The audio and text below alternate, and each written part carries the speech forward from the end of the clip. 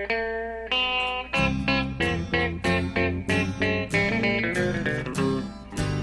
out there, we're on the air, it's hockey night tonight. What's up, guys? Welcome back to the Light in the Lamp podcast. I am here with Steve. Hello. As always, and this is going to be our post-trade deadline extravaganza, bonanza, some other word ending in za. But before we get into that, I just wanted to kind of follow up on a story that we talked about earlier that's been going around the NHL. Bobby Ryan, first game back home after missing 3 months for his rehab and alcohol treatment. Guy scores a hat trick. The crowd starts chanting his name, tears up on the bench. I mean, just, what an absolutely incredible story, not just for Bobby as a hockey player, but as a person, to have overcome what he did and come back and, not only just score a goal, like even if he had not scored at all, it would still be an amazing comeback, but just to have that happen and have the crowd chant his name, I just think it's an incredible story. I don't know if you had any thoughts on it. No, I mean, like, it's great. Like you said, like we said when we talked about Jim Montgomery, like these are people first, hockey players second, and the fact that he went out and sought help for his alcohol abuse issues and managed to not only return to the NHL but return to the NHL in style is it's a feel good story. It's probably the feel good story of the season at this point. Yeah, last week had a lot of feel good stories in the NHL. Like David Ayres, the emergency goalie, being the first emergency goalie to win in NHL history. I know Scott Foster won the game last year, but he didn't get the win because he came in when it was 6-2. David Ayres is the first one to be credited with a win. And we also got an update on Jay Bouwmeester talked to the media. He looked good. He looked like he was in good spirits. He looked like everything was going good. He's not going to play this year, and he says he's not sure his hockey future. But, like you said last week, health comes first. These people have families, and it was just good to hear from him. Yeah, and he showed up at the game. He was in the press box and got to see the Blues win. I think it was an overtime win against the Islanders he was there for. So, all around, good stories. Good to see Jay Bouwmeester in good health, up and out, walking around. He said he's not sure about his playing future, like you said, which, again, at this point, like, gee, if he can't come back at 100%, like, and he should just take it and just go. I mean, like, he has kids, he has a wife and kids, and you don't want to put that in jeopardy for, your career. Yeah, and I'm sure he's talked to him about it. And look, if he goes out on top, I mean, he won the Stanley Cup last year with the St. Louis Blues. He's going out as one of the better players in the National Hockey League. There's nothing wrong with calling it a career on top. A lot of guys have gone out when they still probably could have played. We've seen it before, like Mario Lemieux probably still could have played. Mike Bossy retired due to a bad back. I mean, if you want to go out on top, it's not a bad way to go. No, and I mean, if, medically he's not cleared to play again, I mean, then it is what it is. But, your health comes first. I mean, that's the long, the short of it. Like, he's got to be... He I don't know. It's just like he owes it to his family to kind of, not kill himself on the ice. Yeah. And I don't think he would. No. I mean, like, he's gonna be, I mean, like, he's gonna go down as one of the better St. Louis Blues defensemen of the last decade. I mean, he's been there for probably, I think 7 or 8 years now. And like you said, he's Stanley Cup champion. One of the better defensemen in the league for a long time. And if this is it, then you know what? There's no shame in calling it a career because your health dictates it. There are plenty of guys who played well past when they probably shouldn't have. And there's also guys who've ignored medical advice and played what past they should have. And it's just not worth it. It's like any other job, right? Like, it's just not worth it. Yeah, so, we hope that whatever he chooses, it'll be a choice, not a demand. Like, I hope that if he chooses to retire, it was because he wanted to, not that he was forced to. But even if he's forced to retire due to medical issues, there's no shame in giving it all and going out the way he did. He literally left it all out on the ice. Yeah. So, we just here at Light in the Lamp podcast, we just want to extend our well wishes to Jay Bouwmeester. A hearty congratulations to David Ayres for making NHL history, and just our utmost respect for the person that Bobby Ryan is, for doing what he did, and just saying welcome back to the NHL. I think Bobby Ryan's caught a lot of unnecessary flack in the last so many years since his trade for the 1-for-1 trade for Jacob Silverberg for Bobby Ryan to Anaheim. And yeah, I mean, does he have a big contract? Of course, but like it's what we talked about before. Like if someone shoves money in your face, you're not going to say no to it. And up to that point, he'd been a 30-goal scorer in his career. There was nothing, and it's not his fault that the Ottawa team around him hasn't been particularly good, and he hasn't had any players to particularly play with. But I mean, he's always been a good dude. Bobby Ryan's also always been a very good person, very giving to the community, always very forthright with the media. And he also has one of the more interesting life stories in the NHL. CBC he's been through a lot. CBC did a special about him, and if you haven't seen it, I highly suggest checking it out. It's probably on YouTube or something, or it might be on their website at this point. TSN or CBC did it. I don't remember. I think it was Hockey Night, so it might be CBC. But just one of the all-around good guys around the game, and it's just we're glad to see him back on the ice. And like you said, whether he had scored or not didn't matter. Just the fact that he got back on the ice after battling a demon, which we've seen plenty of people fail to beat, and I mean it's gonna be a struggle for the rest of his life. I'm not gonna front. I'm not gonna lie about it. I mean, alcoholism is hard, but I have the utmost respect for Bobby Ryan admitting that he had a problem, going to rehab, getting the help, and coming back. And we wish him all the best. We hope he stays sober the rest of his life. I mean, we're all rooting for you here at Light and the Lamp, Bobby. We really are. Yeah, I think it's really good, not just for the NHL as a league to have these kind of stories like we saw last year with Robin Lehner and this year with Bobby Ryan, but I just think, all around, it's good to have these kind of, inspirations for people to look to and say, yeah, there's absolutely no shame in getting help. And Leonard turned his struggles with his demons into a Vezina nomination. Bobby Ryan comes back and scores a hat trick. And I think just for, not only just for the hockey players, but for the kids and the fans that are watching these hockey players to say, wow, like, these guys are the people that I look up to, and they ask for help, and look what happened to them. So I think it's just a really good experience for hockey, for the NHL, and for everyone that watches hockey as well. I also think, like, not to speculate, but, like, who knows how long he'd been struggling with this, right? Like, I mean, that could have led to some career struggles. Who knows, right? But it's good to see him, get back on the ice, and hopefully this is a return to form for Bobby Ryan. I mean, like I said, one of the all-around good guys in the game. So we wish him all the best of the luck going forward this season and next season. And, I mean, hey, like, we're kind of, honestly, like, the way to put it is we're just proud of him. We're proud he got back. He recognized he had a problem and got back on the ice. Absolutely. He 100% made the right decision, and we're just very glad to see him be back to where he belongs. And hopefully, like, these stories, like, the Jim Montgomery story from earlier this year, Bobby Ryan now, and like you said, Robin Lehner from the last 2 years, let's, like, not inspires, but sends the message to some of the other guys in the league that have trouble, that, like, hey, listen, there's no shame in admitting you have a problem. Like, get help. Like, so let's hope that there's a positive outcome to all this other like, league wide as opposed to just personally for these guys. Which I'm not downplaying the personal aspect of it. Like, they should be very proud that they got the help and succeeded the way they did. But like, maybe this will help end the stigma around the league for these kinds of things. And that's always a good thing. Destigmatizing any sort of struggle. I mean, Robin Lehner with his mental health issues and his, did he have addiction issues? I don't remember. I know he had some addiction issues with I think it was painkillers, and he had suicidal tendencies and thoughts.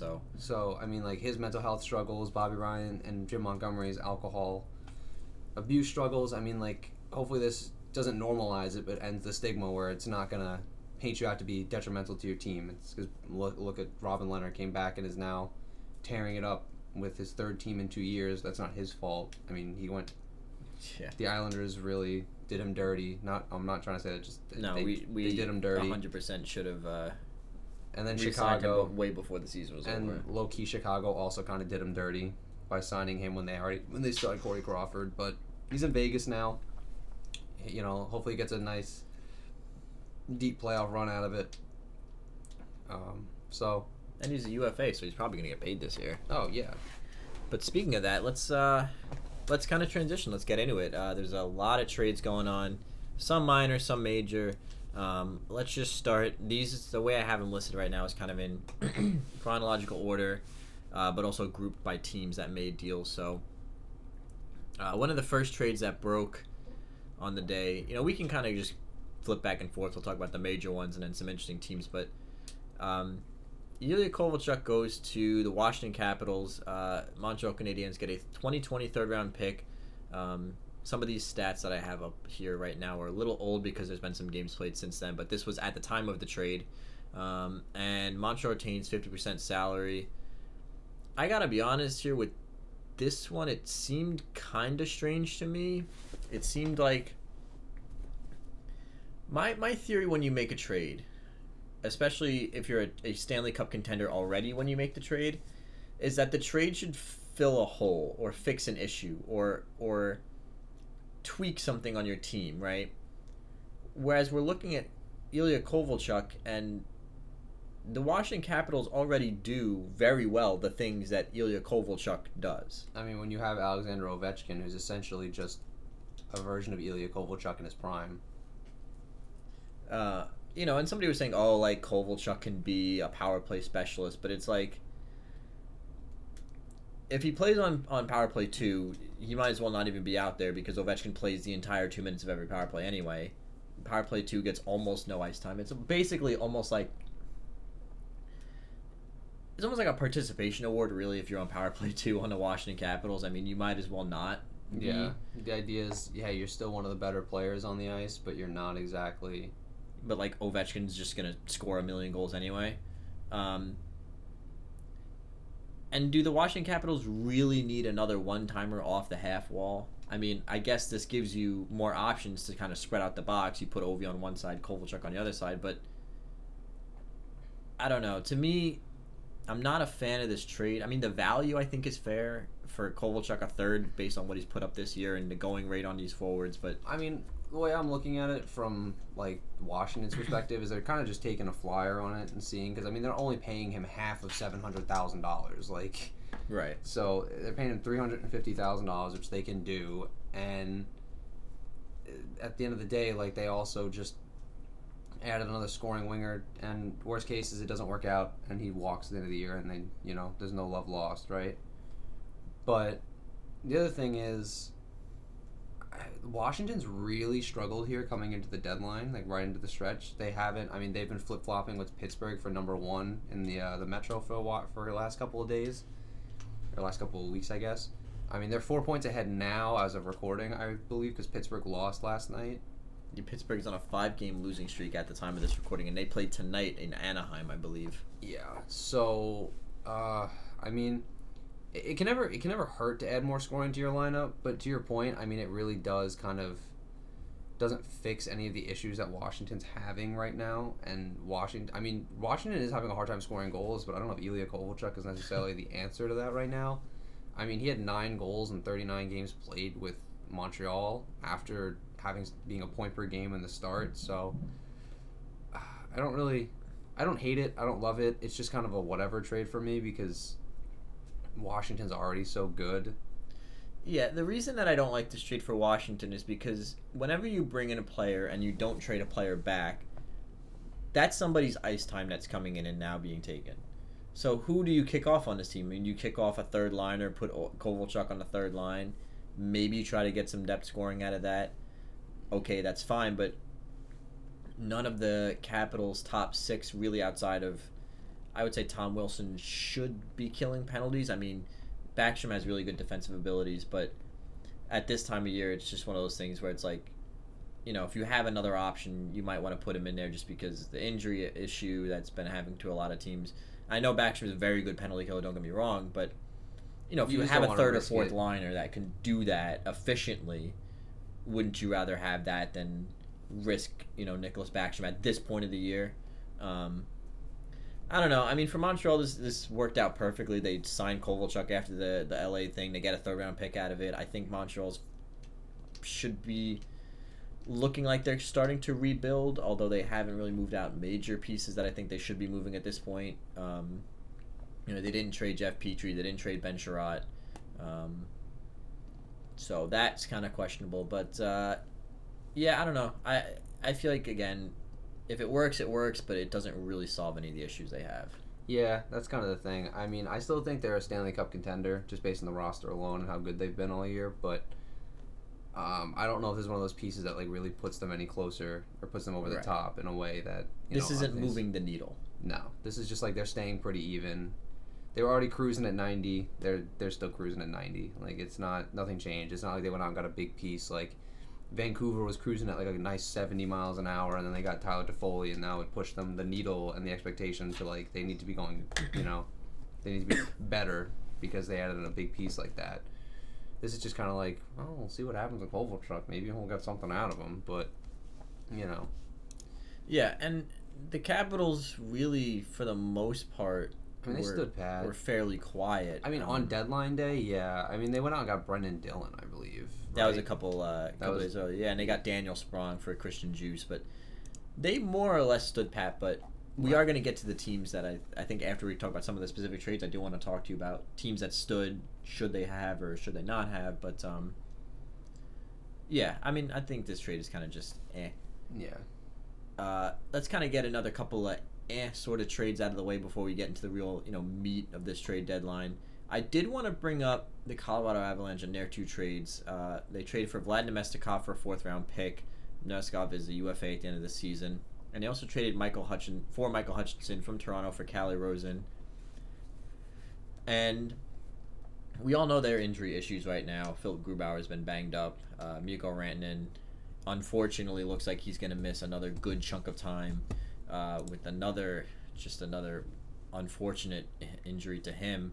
Are you surprised at all that Colorado kind of stood pat the way they did? More or less, yeah, because of the prognosis we heard of the Rantanen injuries, that it's going to be longer-ish term and, might push into the playoffs. And the team, obviously, this year has Stanley Cup contention aspirations. Are you surprised at all about them kind of just putting a Band-Aid over it instead of just trying to fix the issue? I mean, yes and no, because you don't really want to make any big trades when you have guys like that. But the other issue is you have to fill a hole somehow. So either way, it kind of would have been a Band-Aid thing, right? It would have been a Band-Aid over anything. But I mean, Nemestikov's is a competent forward. When we play with good players, he's proven he can play pretty well. I mean, he did well in Tampa Bay last year was it last year? Yeah, last year before the Rangers traded for him at the deadline. I mean, and then the Michael Hutchinson thing is really just there to try and back up Pavel Francouz, who's been good. I mean, Francouz has been good for them recently, but I don't know if they're going to maintain that. But I mean, it's kind of like Elvers Merzlikins, right? Like he came in, he's been a ball of fire. So let's see if that burns out or if he manages to keep going. But I mean, I don't think this changes Colorado's positioning at all in the Western Conference, just based on how strong that team is. But it is kind of strange that they didn't do anything at all. Like they really didn't do much of anything. They didn't, and especially at the time of year where contenders usually try to add some depth defensemen, depth pieces. They really didn't even do that, which was interesting. I know they have Cale Makar and Nikita Zadorov and guys like that, but at the end of the day, it's like, it is what it is. Like I don't.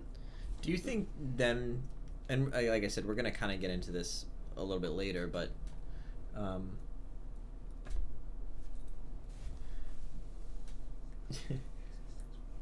do you think that the Colorado Avalanche were maybe a little bit more comfortable, more or less staying pat because the Blues really didn't invest and the Dallas Stars really didn't invest? Yeah, I mean, well, see, here's the thing, right? The nuclear arms race didn't start in that division because all those rosters feel all those teams feel really confident in the teams, the rosters they're icing, right?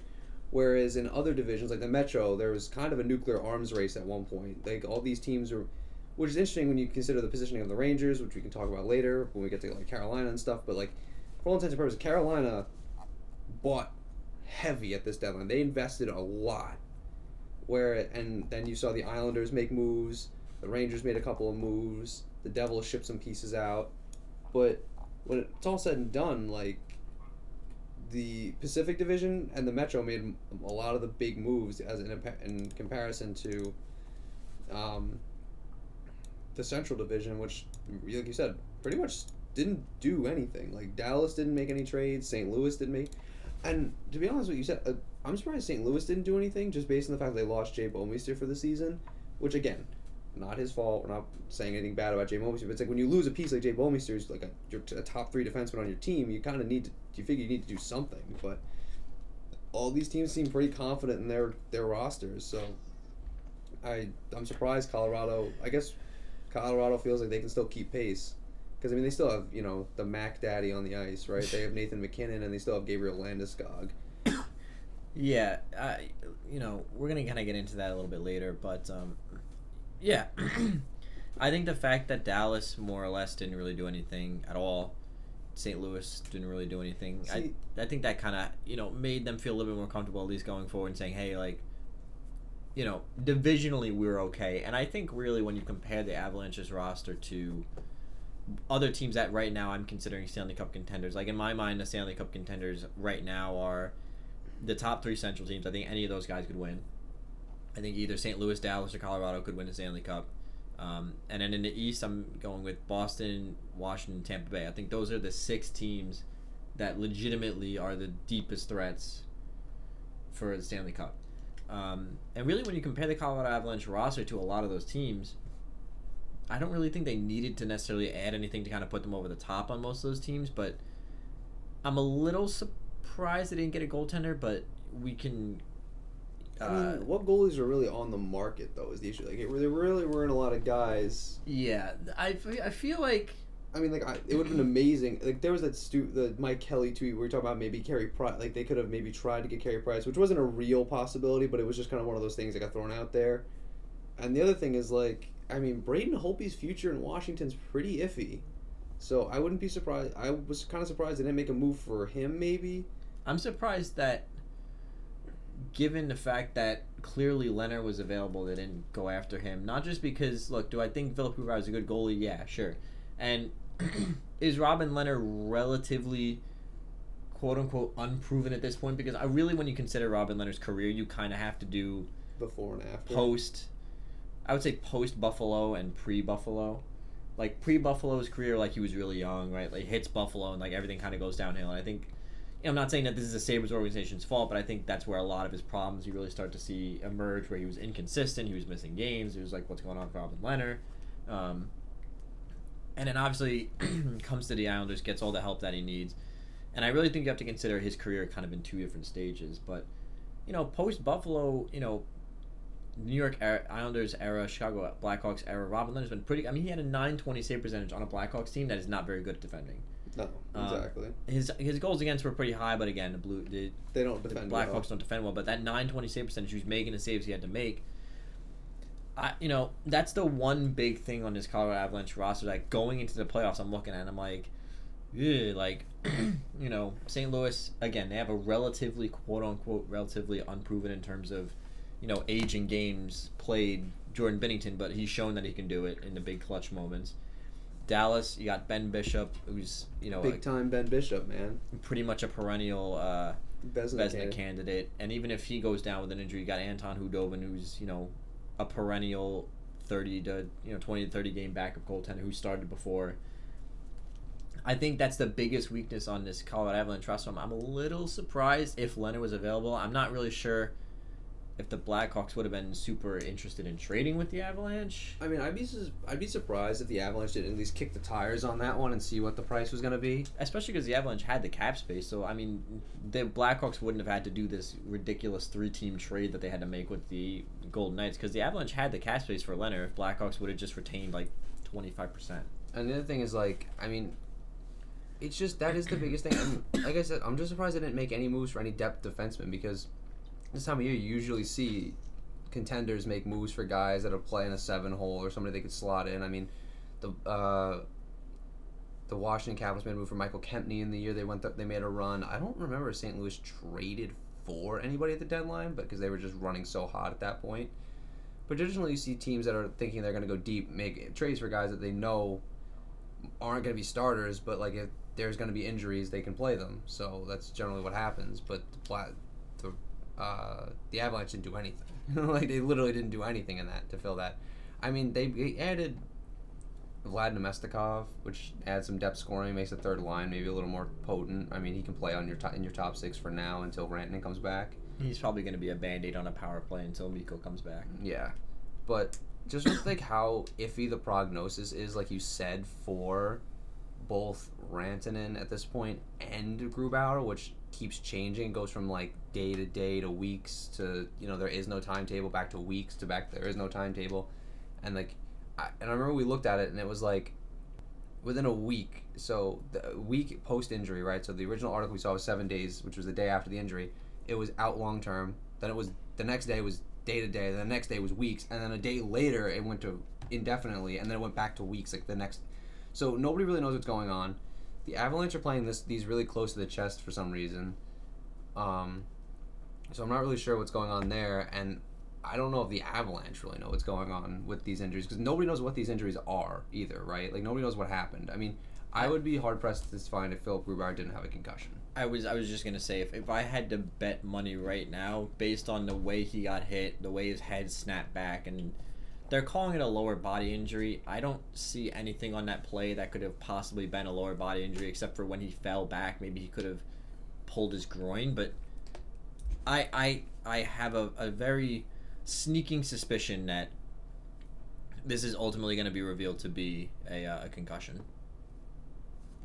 Yeah, I agree. I mean, the way he got kind of bulldozed leads me to believe, like, like you said, I don't see where the lower body injury comes in, so I don't know why they're not just calling it an upper body injury, because at the end of the day, like, an upper body injury wouldn't be like, wouldn't give anything away, it would just be like, whatever. He just got a concussion. Like, we all know, like, and it's kind of an open secret at this point, like, we all kind of know it's a concussion, like...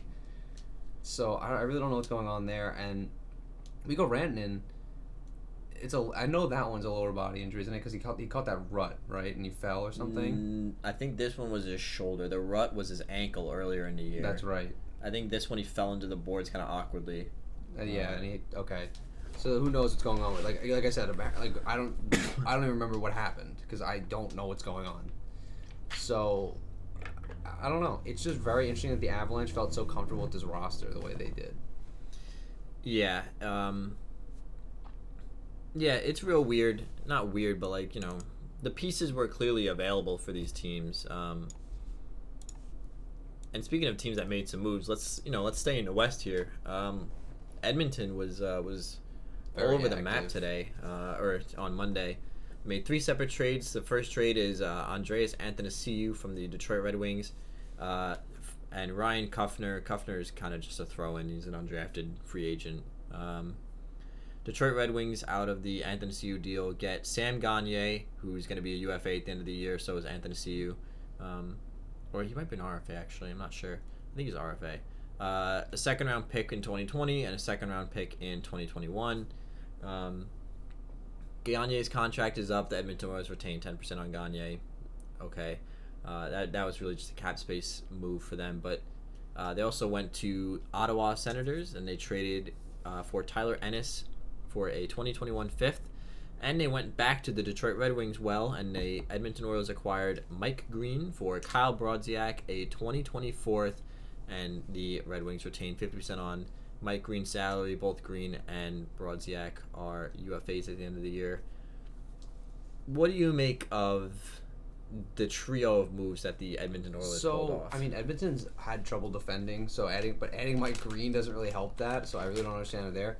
I mean, Mike Green also promptly went and got himself injured, right? So, he's out like 4 to 6 weeks or something with I think it's either a knee or an ankle injury, so, that was solid, but the Athanasiou trade and the Ennis trade make sense because they need help on the wings scoring, and Athanasiou's fast and can score, and playing with Connor McDavid, it's going to be honestly pretty terrifying because those are 2 of the fastest skaters in the league bearing down on you like that. So Tyler Ennis is kind of just thrown in. I mean, Tyler Ennis has had really high expectations coming into the league, and you know, I mean, I like the two forward moves. I like that they went out and got Athanasiou and Tyler Ennis because, like we said, they need a lot of help on the wings. They were kind of a helicopter. They had a lot of depth down the middle, but they didn't have anything on the wings. Mike Green, I wasn't so hot on because I know Clefbaum went down with an injury and they needed to replace him, but I don't think 35, 37-year-old Mike Green 34 is the answer to that question. I don't think he's the answer because it's not 30 goal scorer Mike Green anymore, right? No. It's not Washington Capital Mike Green. This is, 34-year-old Detroit Red Wing Mike Green who's not the player he was.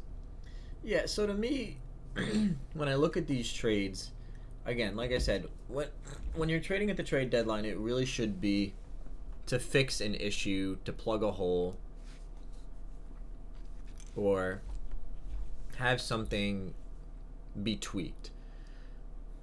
I like the trades for Athanasiou and Ennis because they needed scoring on the wings. Surprisingly, a team like Edmonton has needed scoring, but they needed help on the wings.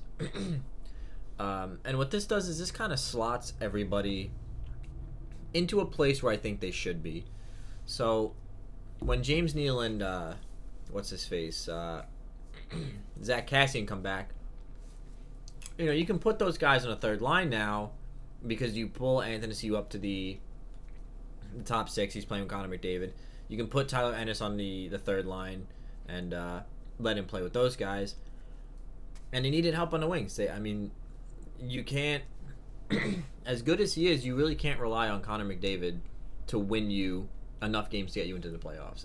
He's done it up to this point, but that the bet it's gonna break, right? Like you can't do it all the time. Especially with the prognosis of this Pacific Division where every team is young and fast now. Like he needed help on the wings, and I think the value they gave up is fair. 2 seconds for Athanasiou.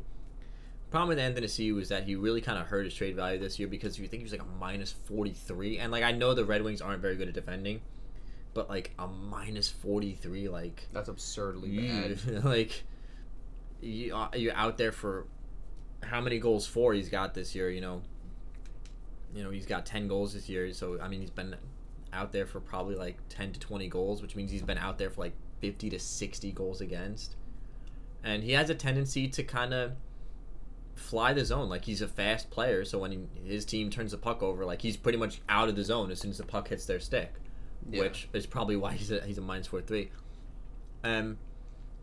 Look, I know plus minus isn't a great.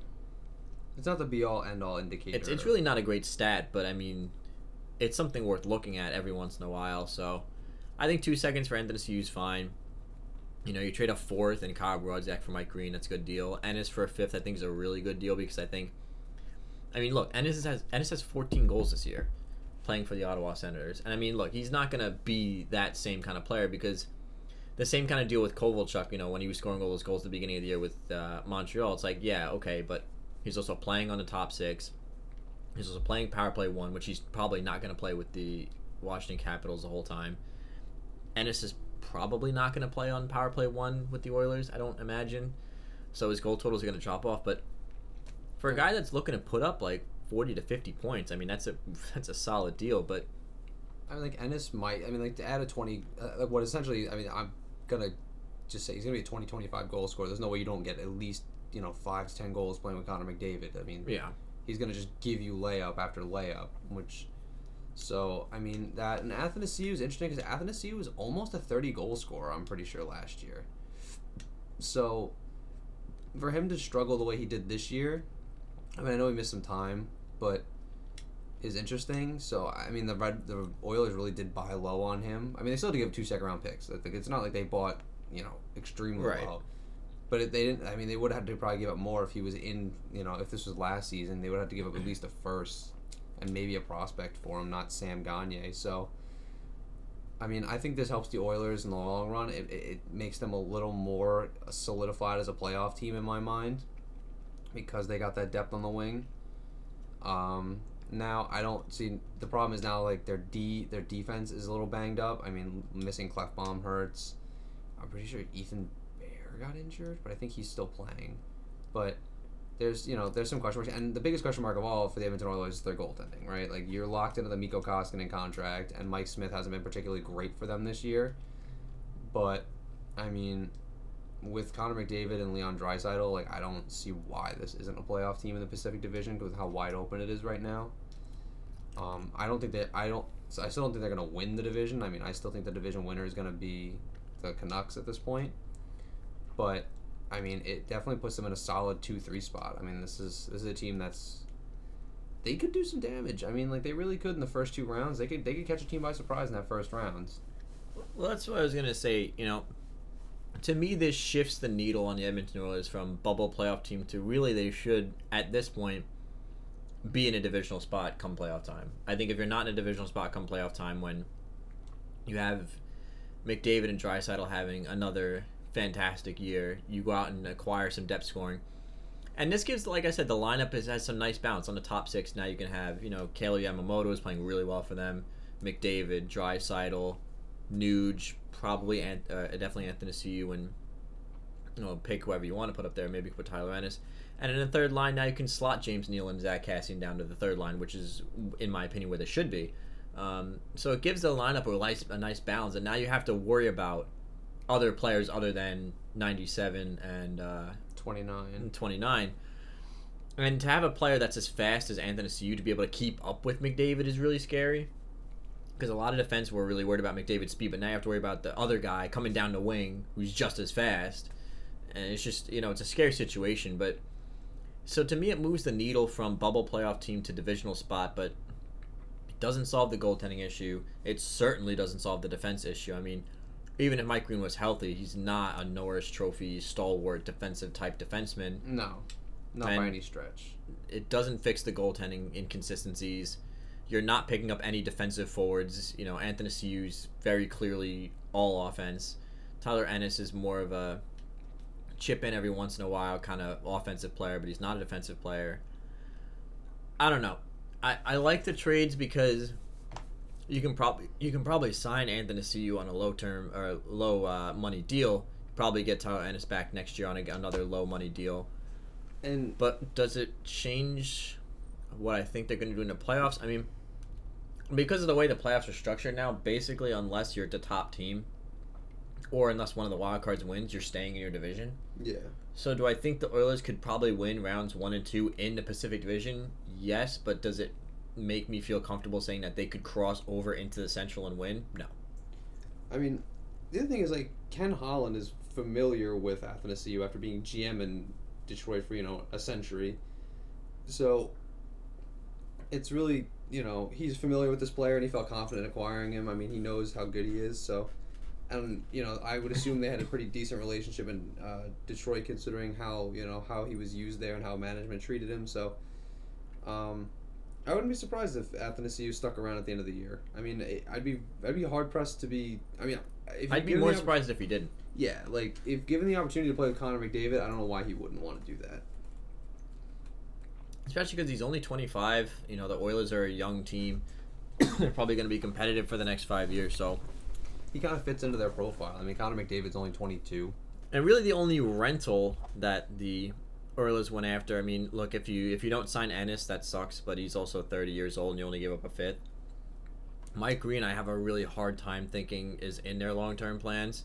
I think he was supposed to replace Clefbaum, and then he went and got himself hurt because he's made of glass these days. But which is why I'm surprised they didn't go after a more rugged type defenseman like a Sami Vatanen. But or even, they could have gone after Brady Shea, which we're going to talk about. I think Brady Shea would have been a perfect fit for this team because he's in that age range. But I like what the Oilers did. I really don't think they gave up too much, and they set themselves up to be successful in the future with Anthony Ciu because he's an RFA at the end of this year, and now they have negotiating rights. So I like it, but I don't think this makes them more of a threat for the playoffs than they were before in terms of Stanley Cup. I think this makes it that it's more likely for them to be able to come out of the Pacific, but still going up against any of the top 3 teams in the Central, I think is a losing cause for the Edmonton Oilers. Yeah, I don't think they match up particularly well against any of those teams. So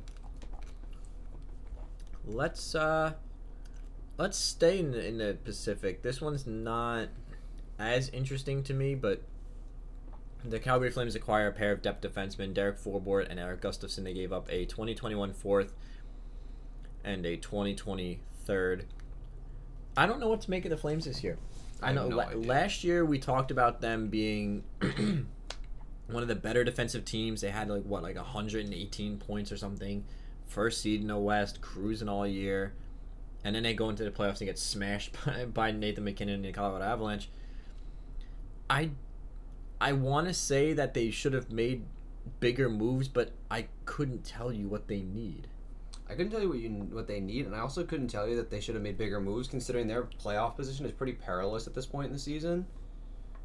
Just based entirely on the fact that the Pacific Division is kind of a crapshoot going into it right now. I mean, you essentially have 5 teams competing. You have Vancouver, Edmonton, Vegas, Calgary, and there's only Arizona. Yeah. Realistically, there's 5 teams in competition here for what is 5? It's essentially 5 playoff spots, the division and then the 2 wild cards.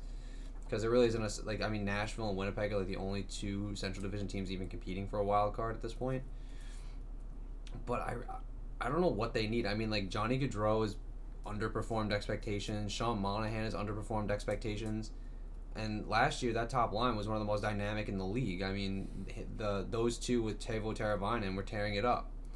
And I mean, you knew Giordano was going to regress with his age. I mean, he's north of 35 now. I mean, he was not going to have another 82-point season or whatever he had last year. But he's still been pretty rock solid for them. I mean, he's been hurt a little bit here and there. I mean, TJ Brody's TJ Brody. You know, he's going to block a ton of shots. The real question is like you said, what do they need? What does this roster need? And I think the coaching change helped a lot. I mean, they've been better since the coaching change. I mean, when you play for a guy you hate, it's kind of hard to do well. But I don't know. I don't know what to make of it. I don't know if this put the needle towards definitive playoff team for me. Yeah, I don't. It's tough to say. Because I think a lot of the Pacific teams realistically looked at this trade deadline and said, okay, we have to measure ourselves not against our division, but against the Central. And you have to really ask yourself the question of, what is each team's definition of a successful season? For a team like the Vancouver Canucks, in my opinion, the definition of a successful season is make the playoffs, be competitive in round 1, maybe make round 2. Maybe if you stay in the Pacific, you can sneak out round 3. But really, a successful season for the Canucks is just going to be make the playoffs and be competitive in whatever round you're in. Yeah.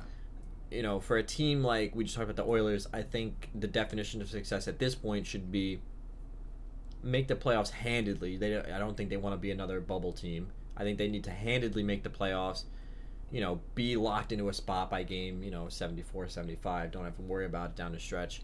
And, they're not going to win a cup this year, but take a step towards winning a cup. Win a couple of rounds, go deep. Maybe face up against one of those Central Division teams and really test your mettle and see what you're made of. Right. I couldn't tell you what the Flames' definition of success is because last year they had such a fantastic year and then they came in and got smoked in 5 games. Flamed out, yeah. And, and a team that a lot of people had high hopes for this year, I think I put them as winning the West. I did the same thing. Or not winning the West. I think maybe I had them winning the West. I don't remember. I had them winning their division. I definitely had them winning division, and now to be chasing a playoff spot in a bubble wild card in a really weak Pacific Division. I mean, realistically, this Flames roster should have just taken this division and ran away with it. I couldn't tell you what the Flames are looking for out of this year, and that's kind of why I couldn't tell you what they should have been in the market. I mean, they on paper are the most complete roster in this division, and I don't really know what happened. I mean, guys dramatically underperforming is a big issue, but how do you address that? How do you fix that? You can't trade away Johnny Gaudreau for somebody else. Unless you're bringing back a significant piece. Johnny, we were talking about earlier in the season, as a joke, Johnny Gaudreau for Taylor Hall 1-for-1.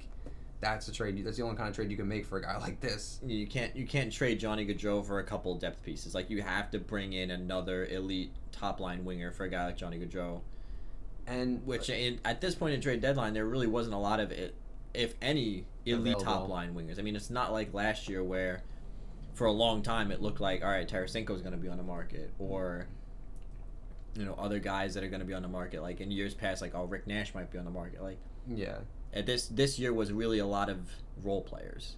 and like you said, I don't know how to define their success because I don't know what they think they are. Originally, my definition of success for them this season would have been handily winning winning division and testing your mettle against one of those Central Division teams in the conference final. Like, and with how complete that roster is, they might have been able to squeak out a win against one of those Central Division teams. Because I think they're big enough and tough enough to go toe to toe with them in terms of the checking, but I don't know what it is now because they're kind of chasing a wild card at this point. Like, so Yeah, is success going to be for them? Would they be happy with just making the playoffs? Do you make the playoffs, get smashed in round one, and then now you're going into next season with like a 38-year-old Mark Giordano who's your captain and plays all these important minutes? And how do you replace Giordano? Do you have somebody in your system that can replace Giordano? I haven't really heard of any defensive prospects in their system. I mean, their pipeline's kind of depleted at this point, and I think that's originally why they brought in Dougie Hamilton, because he was supposed to be that replacement. And the other thing is, their goaltending situation is still kind of iffy. I mean, I think David Riddick is good. I like David Riddick, but I also just don't understand how, you don't want to go into another year with Cam Talbot at, getting any older. Well, I think the goaltending's also just been super inconsistent. Like last year, Mike Smith had a great year for them. He was consistently a good goaltender. This year, you've had nights where Riddick's looked like the best goalie in the league, and then you have nights where he looks like he should be playing in the minors. Right, exactly. And that whole to be honest, the whole roster's been like that. There are nights that team looks really, really good, and other nights that they just look terrible, like hot doo-doo. I don't know how else to describe it, honestly. Yeah, so some interesting trades for the Flames. We'll kind of wrap up the Pacific Division with the Vegas Golden Knights here. Vegas Golden Knights in a 3-team trade with the Chicago Blackhawks and the Toronto Maple Leafs. I think the trade went like Leonard went to the Maple Leafs, who retained some salary, and then Maple Leafs traded him to Vegas and also retained some salary. Well, yeah. So there's 2 different teams that retained salary on this. Basically, the Maple Leafs end up with a free 5th-round pick from Vegas just for retaining some salary. And we're going to get to the Maple Leafs in due time because there's a lot to talk about with that team. But and Chicago out of it gets Malcolm Subban, Slava Demin, who he's a 2018 4th-round pick. He's 19 years old, and a 2020 second. So basically, essentially, the trade worked in to be Leonard for a 5th that went to the Maple Leafs, Malcolm Subban, Slava Demin, and a 2nd-round pick. And they also picked up Martins Dzirkles, I think how you say his name, a 2015 3rd-round pick. But basically, this trade boils down to Leonard going to the Vegas Golden Knights for Malcolm Subban and a 2nd. Gotta be honest, kind of surprised this one. This one kind of came out of nowhere for me. I know that they've been concerned about Marc-Andre Fleury and his age getting up there, and he hasn't been the same Fleury that he was last year. I know they've been concerned about Malcolm Subban and his stats. I mean, they're not very good. He's got a .318 goals against average and an .890 save percentage. Ironically, though, he's got a pretty decent record for a backup: 9 wins, 7 losses, 3 overtime losses. Leonard's goals against, like we said, not very good. It's a .301, but his save percentage, a .918 on that Blackhawks team. That is very impressive. He's been one of the bright spots for them this year. For the Blackhawks, I really don't understand why they're making this trade in the first place, because the way that this team has played this year, up until I would say up until really last week, they had played themselves into only being 4 to 6 points out of a playoff spot. They ran really hot, and the guy that was running that train was Robin Leonard for a long time. And realistically, if this team can add a piece or two next year and get a little bit younger, the trajectory of this team is to be a playoff team in the next 2 to 3 years. Right. 2 years from now, Robin Leonard is 30. He's hitting, the crescent of his physical prime, but now you don't have a goaltender that you can run with for the next 4 to 5 years unless Subban takes a big step. I don't know why Chicago's making this trade unless there was talks and Robin Leonard told them that he's not re-signing with them. But from what we've heard from other media personnel, that's not the case. And the Vegas Golden Knights, I know they've had concerns at goaltending, but does this really make you any more of a Stanley Cup contender? I mean, now you've just got two guys that both want to start, and are you going to now sign Robin Leonard and play him next year? I mean, I doubt it, right? So, I don't know. I mean, like, it's weird. I mean, like, Robin Leonard, his name had been thrown around. Like, he was on the market, and everybody kind of knew that. But I was surprised Vegas was the team to snap him up. Because, like, I mean, like you said, I know they had concerns with their goaltending. Because, like you said, Fleury hasn't been the same. Subban hadn't been particularly great. But, I mean, overall, the team hasn't been particularly great. They've been kind of really inconsistent. They've been very up and down. I mean, Mark Stone just went down with an injury, too, so that doesn't help. But, I mean, I can understand why the Blackhawks kind of did it. But, I mean, one of the goaltenders had to go, and it just so happened to be Robin Leonard and not Corey Crawford. Like, teams were not willing to take a chance on Corey Crawford, and I understand why. I mean, the guy's essentially made of glass at this point in his career. Yeah. So that's one thing, but I mean, it's just interesting. I don't think this changes the Golden Knights' positioning any more in the Pacific Division than it did originally. I mean, is Robin Leonard going to bolster their goaltending? Yeah, but like they still have other issues to address, which is mainly a consistency issue from their forwards, where they're not scoring particularly a lot, and losing Mark Stone now to an injury makes it even worse because now that's a pretty big hole to fill. I mean, Mark Stone's a good player, a very good hockey player. So, I mean, while Bill Karlsson's never reached the heights he reached in the inaugural season, we knew that wasn't going to happen. I mean, he's never going to be hit 40 goals in his career again in his life. I mean, Max Pacioretty's been kind of underwhelming since his hot start. He just hit 30. I mean, he got 30 goals the other night, but his biggest issue is, like you said, the consistency. Like, he's hot and cold, and when the entire team runs hot and cold, then yeah, if your team is running hot and you just have one guy, running hot and cold, it's one thing. But for the entire roster to run hot and cold like that, and then also to fire Gerard Gallant, like there are a lot of issues with this team that I'm kind of not understanding, and I don't understand why they felt like they're going out and making a trade for Robin Leonard as essentially a rental. Yeah, is gonna make them get any further, because I don't even see them honestly getting out of the first or second round. I don't really see them making it out of their division. No, I think the division right now, the front runners for making it out of the Pacific for me would be the Canucks. It would be maybe the Oilers. I would say are the top two. The problem with the Golden Knights is you can't make this trade thinking you're going to sign Robin Leonard, because I doubt Robin Leonard's even going to want to sign with this team just because he wants to start, and he's earned his right to start. I mean, he was fantastic for the Islanders. He has an almost .920 save percentage on a not very good Chicago Blackhawks team. I mean, the dude was making basically like 40 to 50 saves on a nightly basis. How can you justify signing him and telling him you're only going to play 40 games again? And then what? Are you going to sign him and kick Marc-Andre Fleury to the curb? How are you getting rid of that contract? The other question is, how do you tell Marc-Andre Fleury that he's going to have to split time after Marc-Andre Fleury did it in Pittsburgh and left Pittsburgh to continue to have a job as a starting goaltender? So, like, how does that work?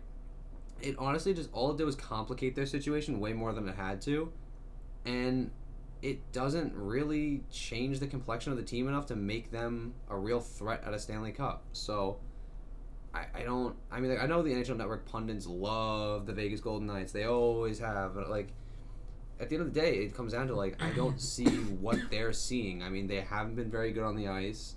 On paper, the roster's kind of a mishmash of a bunch of random pieces without any real identity or style. And the coaching change really also doesn't help, because I don't understand why you fired Gerard Gallant when you bring in, I don't even remember who they replaced him with. Is it Peter DeBoer? Maybe? Yeah, I think it is Pete DeBoer. where Pete DeBoer comes in and he really hasn't gotten any more consistency out of this roster than Gerard Gallant did. Yeah, I don't know. To me, this kind of feels like a trade to make a trade, and the unfortunate thing for the Vegas Golden Knights is this doesn't put them in the tier of Stanley Cup contender for me, and all it does is now that like we've been talking about for a long time with the Red Wings, their bill is coming. The bill is going to be due soon. Like you've ordered your dessert. The waiter's coming around with the check, and boy, oh boy, it's going to be a large check for this Vegas Golden Knights team, because think about all these prospects that they came into the league having. I mean, they came into the league and they were like, oh, okay, this team's going to be, kind of a mid-tier Western team, probably not going to make the playoffs, but I mean, man, they got Eric Branstrom, Nick Suzuki, Alex Tuck, and, Malcolm Subban, and now it's like all those guys are gone. They literally, Nick Suzuki went to Montreal. Like, they jettisoned all their prospects. Like, Eric Branstrom goes to Ottawa. Alex Tuck's the only one still on the team, really. I mean, they have Cody Glass, who's playing now, but it's just, I don't know. Just, they were way too willing to buy in on 1 year of success. Instead of building a sustainable program, they kind of just went out and bought up every big name on the free agent market or pending UFA market and just signed them. And that's not a recipe for success, if you ask me. Like, it really isn't. Speaking of another trade that just had me just flabbergasted. I don't understand these two trades in conjunction with each other. Buffalo Sabres trade Evan Rodriguez and Connor Sheary for Dominic Cahoon. All three of those players are on 1-year deals. Cahoon is 24, so they're getting a little younger. Rodriguez is 26, Sheary's 27. So when that happens, I'm thinking, okay, Buffalo is admitting that this year is gone. I think at that point they were 8 to 10 points out of the playoffs. Yeah. I was like, okay, they're getting a little younger. They get rid of some contracts, some really, not heavy money, but they ditch basically $6 million worth of contracts for Dominic Cahoon, who's an RFA. I think Rodriguez and Sheary were UFA, so they're probably going to leave in the offseason anyway. I can understand why they make this trade, right? Right. And then they go out and they get Wayne Simmons for a 2021 fifth-round pick. Which, yeah. Wayne Simmons, first of all, you had to think a player like Wayne Simmons, for a lot of these teams, clearly would be a very useful piece. And New Jersey even retained 50% salary, so Wayne Simmons is only a $2.5 million player. Now, look, has Wayne Simmons had his best statistical year in New Jersey? No. But has New Jersey had their best statistical year, period? No. And he really wasn't getting a lot of opportunity. There's a lot of teams that could use, a heart and soul, nose to the grindstone kind of player. I mean, Toronto Maple Leafs, for one, probably could have used him. Vancouver was talking about maybe getting so they get a little bigger up front. The Calgary Flames certainly could have used him because I believe, was it Sam Bennett? I think he went down, or he's been banged up lately. There's just a lot of teams that could have used Wayne Simmons. And granted, Wayne Simmons had a no-trade clause, so I'm surprised, first of all, that he waived his no-trade clause to go to Buffalo. But I guess because technically, from a point standpoint, they are closer to the playoffs than New Jersey. But why is Buffalo making this trade? While also giving up Connor Sheary. The Dominic Cahoon thing to me was like, okay, we're getting rid of this year. Cahoon's 24, so he's a player. Let's go into next season and try to, make the playoffs next season. And maybe this is a next season trade for Wayne Simmons if they can re-sign him. But to this point, we haven't heard anything about a contract. I don't get it. I don't understand. I'm as floored about this as you are, to be honest. I don't understand why they would go out and get Wayne Simmons, of all people. They didn't give up a lot for him. They gave up a fifth, but still, it's like, why even bother? Well, I mean, at the end of the day, it essentially is Connor Sheary and Evan Rodriguez and a fifth for Wayne Simmons and Dominic Cahoon. So you're moving Connor Sheary out of your lineup, who's been a pretty useful piece for them. Evan Rodriguez, good bottom six forward, move him out of your lineup to add in Wayne Simmons and Dominic Cahoon. And Dominic Cahoon, like you said, isn't a bad player. He's 24, has some time to develop into his own. But like Wayne Simmons at 31 years old, kind of over the hill, not exactly the player he was in Philadelphia anymore. Not 30 goal scorer Wayne Simmons. I don't know. This trade is very confusing to me in a lot of ways. I really don't exactly know what the Sabres are doing because they're not making the playoffs this year. Definitely not. They're not doing well enough. I think they're 8-10 points out of the division and like 8 to 10 points out of the what's it called, the wild card. It's just I don't know. It's Being just, 8 to 10 points out of the wild card at this point in the season essentially means you're not making the playoffs. right? Yeah, I don't know. There's just not enough games left. There just isn't. If you're not I think the furthest stretch you can make at this point is probably 5 points. If you're 5 to 6 points out of a playoff spot by this point in the season, you're still in the race because you can make up ground pretty quick, but like you can't make up 10 points. 10 points is a lot of ground to make up. I mean, think about that. Yeah. You need to win 5 games. And you need to bank on a team losing enough games. 5 games and not getting any points out of those 5 games. Right, exactly. Yeah, I don't know. It's just a very weird trade, and let's kind of touch on the other trade that the Penguins made as well. For Patrick Marleau, they trade a 2021 third-round pick. If Pittsburgh wins the Cup, this pick becomes a 2021 second, which I think there's a legitimate chance that could happen. Yeah. Good for Patty Marleau. I mean, he's been chasing a cup his whole career, and, we can kind of touch on Joe Thornton's disappointment with not being moved. But, I mean, it's Patty Marleau. He's fast. He fits the Pittsburgh Penguins style of game. He's got some decent hands still for a 38-year-old, for like a 40-year-old forward. He's responsible. He's a good player. I think he's a good pickup. Good character guy to have around too. I mean, is he as efficient as he once was?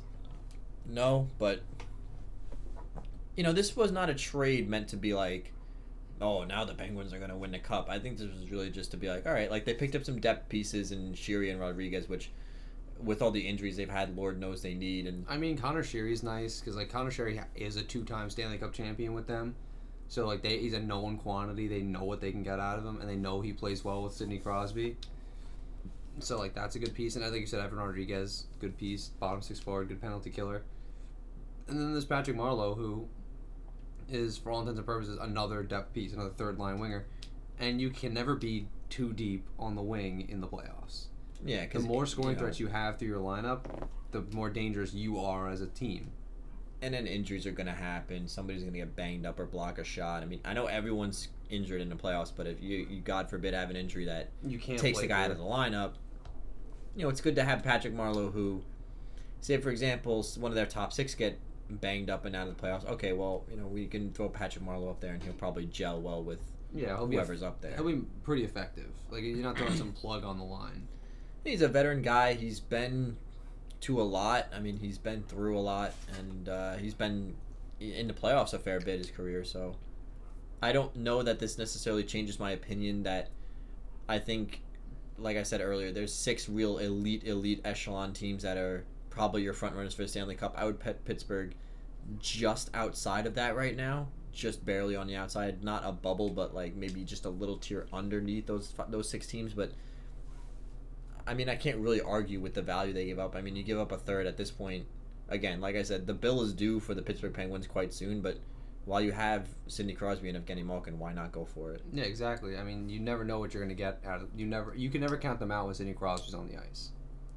So I mean, I like these moves to the Penguins. The Penguins get a little deeper, a little more threatening, and I mean, after they make all these moves, ironically, they go on a 4-game losing streak. Right. Yeah. But let's kind of stay here in the.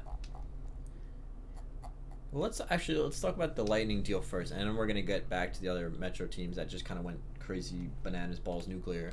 Tampa Bay Lightning acquired Barclay Goodrow and a 2020 third-round pick for Anthony Greco and a 2020 first. If I remember correctly, Greco really wasn't much involved in this deal. It was more just about the first-round pick. And I know we talked about the Lightning being kind of like a well-oiled machine, and when they made the Blake Coleman trade, we were like, I can see why they need it, but maybe it was not very necessary. But I mean, this is kind of just like the that trade, whereas like they gave up a first round pick again, but it's not a rental is the thing, so the price is obviously higher. I mean, he's got 2 years left on his deal. But the Lightning are really loading up that their top 9 to try to really make a legitimate run at this after what was a really disappointing playoff exit last year, and they only get scarier. Yeah, I think they learned from last year that you can't just rely on goal scoring and finesse and fancy play to get you through the Stanley Cup playoffs when you get smacked in the face by the Columbus Blue Jackets. And to pick up Barclay Goodrow, I mean, he's a good depth piece. He's got 24 points this year. And they pick up Blake Coleman. These aren't trades that we're going to look back on and say, oh, that was the moment they won the cup. But, I mean, we'll look back. These could be, like, the guys that are, winning you Stanley Cups in terms of these are the guys that get those grindy goals in, like, overtime or something like that. I mean, it's like the Rangers. The Rangers in '94 made the move for Stefan Matteau. Was that the trade that won them a Stanley Cup? No, but it was a trade that put them over the top because it added a depth piece that they didn't have, and he goes on to score probably the most famous goal in New York Ranger history. Like, these are the trades that matter this time of year more so than getting elite level, because nobody's moving elite level talent at the deadline usually. It's very rare. Usually those are off-season moves, yeah. Yeah, so these are the kind of trades that are important and to be honest, very important, because in the playoffs, your bottom 6 is probably just as important as your top 6. They need to play big minutes, and you need them to play well, and you need them to contribute in the playoffs. So adding guys like Blake Coleman and Barclay Goodrow to an already honestly one of the most dangerous to lineups in the NHL only serves to make that dangerous lineup significantly more dangerous, like a hell of a lot more dangerous than it already was. So I mean, I think it's a good trade. I mean, was the price a little steep? Yeah, but this year it was a seller's market this year, so there were a lot of pieces and not a lot of buyers. So, well, that would make it a buyer's market, right? Yeah. A buyer's market would be like the year where there was a lot of pieces flying around and not many buyers, so that the price would have been lower. But this year there was a ton of pieces available. But the reason it was a buyer's market is because there were specific players that people were going for. This is obviously not scientific in any way, but I looked at it as a buyer's market because every friggin' team needed a defenseman. Yeah. Every team needs a second or third line player. If it was a different situation, if only a few teams were looking this year, it would be different. But sure, there was a lot of depth defensemen to go around, but every team in the NHL was looking for them. Yeah. It was just ridiculous. Yeah, so let's go back to the Metro because the Hurricanes, oh boy, okay. Let's start with the trade that made the least sense to me, which was from the Florida Panthers perspective. So the Carolina Hurricanes acquire Vincent Trocheck, who's got 3 years left on his $4.75 million deal. He's 26 years old. The Florida Panthers get Eric Haula, Lucas Wallmark, Chase Prisky, who is a 6th-round pick, and Eetu Luostarinen, who is a 2nd-round pick in 2017. This makes sense for the Hurricanes. Why are we trading Vincent Trocheck if you're the Florida Panthers? I mean, you're in the playoff hunt. You're not that far out of a divisional spot. Why would you trade your second-line center to a team that you're fighting the wild card for? Yeah. I mean, yeah, the Hurricanes, it's great value for them. I mean, they got Vincent Trocheck, who's a really good player. And I know he's had kind of a down year this year, but, still what? I don't understand. I couldn't really make heads or tails of this deal just because why are you moving a 26-year-old center while you're still in the playoff hunt? I don't. And you don't have anybody to replace him with. Who are you going to put on that second line to fill that hole now? I can't understand this deal from the Florida Panthers' perspective. I can't really emphasize that enough. It just does not make sense. The Hurricanes were smart to jump on this. I mean, they found out he was available and jumped all over it. But why was he available in the first place? Are the Florida Panthers throwing in the towel already? I don't understand. They're in the race. And it's not like they made a corresponding move where they said, all right, we shed $4.75 million on Trocheck's deal, and then they went out and got another player. it's not like they went out and got, oh, we shed Vinny Trocheck, let's go after like JG Pajot. It's like they just totally folded. And sure, Eric Holla and Lucas Wallmark are nice pieces. I mean, they're, Eric Holla's got 22 points in 41 games, and he's still young. He's only 24, he's 28. Wallmark's 24, but I don't know. Yeah, I really don't understand this trade either. I mean, the other Carolina trades, like everything made sense for the other teams involved. This is the only one where I looked at it and I was like, why did Florida do this? Like, what was the thinking down in Sunrise? So the Carolina Hurricanes also picked up defenseman Sami Vatanen from the New Jersey Devils for Frederick Claesson, Janne Kuokkanen, who's a second-round pick in 2016, a 2024th and 50% retained salary. And then they go to the New York Rangers and acquire defenseman Brady Shea, who's got 5 years at $5 million left, 25 years old, for a 2021st. The Hurricanes, I think, have theirs and Toronto's. Yeah, they have theirs and Toronto's. So the Rangers are going to receive whatever the later of that pick is. But Toronto's pick is lottery protected, so if it's picked within the top 10, I think, or whatever it is, it goes back to Toronto, and we just automatically get Carolina's first-round pick, no matter where it is. Yeah, and I think there's a decent chance that both of those picks end up being in similar positions. I really see both teams kind of in similar spots where it's like, first round, second round, They could both miss the playoffs. Like, it's realistic. There's a realistic possibility of all of that. And Carolina's been hurting for defensemen because in that game where they won with David Ayers, they lost Brett Pesce. Dougie Hamilton's already out. So that's two of their top 4 defensemen. So they had to go out and acquire some defensemen. The New Jersey Devils get decent value, I think, out of Sami Vatanen. I know you have a lot of opinions about Brady Shea, having watched him for several years in New York. So what do you think the Hurricanes are getting with Brady Shea? I'm really not sure because I don't know why they valued him at a first-round pick. Like, I don't understand how we got a first-round pick out of this. I know he's only 25, but, like, he's really inconsistent in his own end. He's kind of a turnover machine, and he's really not particularly good at defending either. So I don't understand how he was worth a first-round pick to them, but, like, I'm not going to complain if the Rangers end up with a first-round pick, like, 2 first-round picks this year because they have theirs, and now they'll have either Toronto's or Carolina's. The Sami Vatanen trade makes sense. I mean, he's been injured a lot this year, but you get a pretty steady defender there. I mean, he's not bad. I mean, Brady Shea might have just needed to change the scenery out in New York. I mean, there were a lot of expectations on him after his rookie year. He signed the big contract almost immediately after his first or second season. So, I mean, I don't know. I just don't think he ever lived up to the hype and the expectation here in New York that he was given coming up, and that was kind of the issue. And he became kind of expendable to New York with the way he's playing, and just with the emergence of guys like Adam Fox, Ryan Lindgren, and Tony DeAngelo emerging and being as good as they were. And then we have Jacob Trouba, so that's a top 4 that's really dangerous. I mean, Trouba, DeAngelo, Fox, and Lindgren are all really competent players, and they're only going to get better. Now, do you think, and I think I know the answer to this, but the Rangers also signed Chris Kreider to 7 years. It's 6.5. I think it's 6.5. Yeah. Obviously, with that contract, with Brady Shea's contract still on the book, you had to shed something. One of Tony DeAngelo, Alexander Georgiev, or somebody else, Ryan Strome, or Jesper Fast. Or Jesper Fast was not getting a contract. Right. There was just absolutely no way that this could happen. And still, technically they're still in this whole situation $1.1 million less than they would have because they signed Chris Kreider. They, trading away Brady Shea. So their contract situation is still in flux. But do you think if the Rangers trade Chris Kreider, they're also trading Brady Shea? Probably not.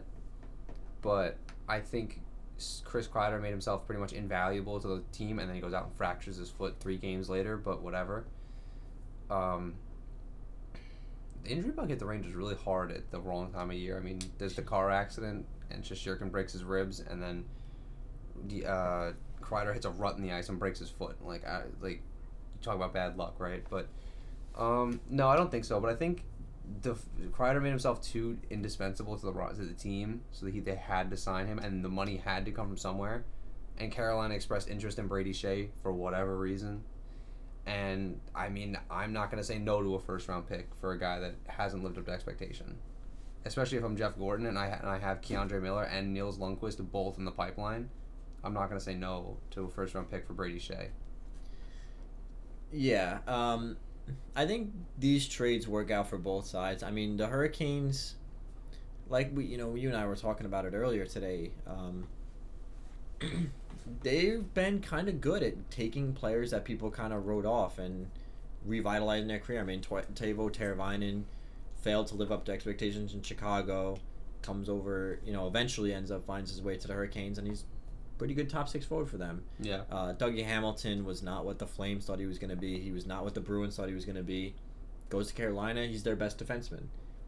Carolina's had a pretty good track record with being reclamation projects for some of these players. So, look, I mean, if Brady Shea goes out, plays out his 5-year contract there and can put up 30 to 40 points for them a year, I mean, that's a pretty good move. And for the Rangers, you had to get cap space somewhere.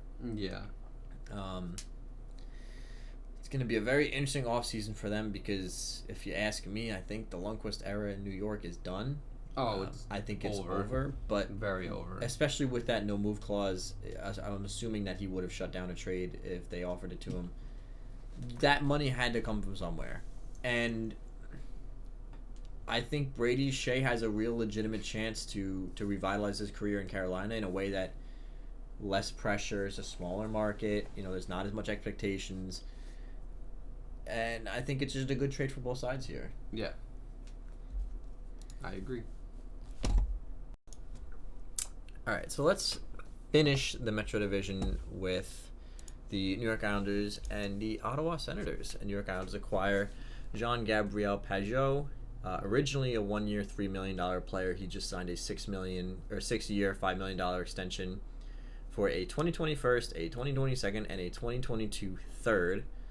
And 2 of those 3 picks have conditions on. The 2020 first is top 3 protected, so if the Islanders, for some reason, I don't think mathematically it's even possible at this point, but if the Islanders somehow ended up with a top 3 pick, we would keep it, and it would go to the 2021 pick.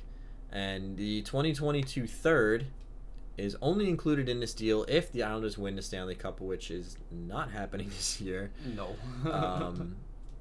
So basically it turns into J.G. Pageau for a first and a second, and he's not a rental at this point. He is a 5-year contract man with the New York Islanders. I know a lot of people at first were very questionable about the value.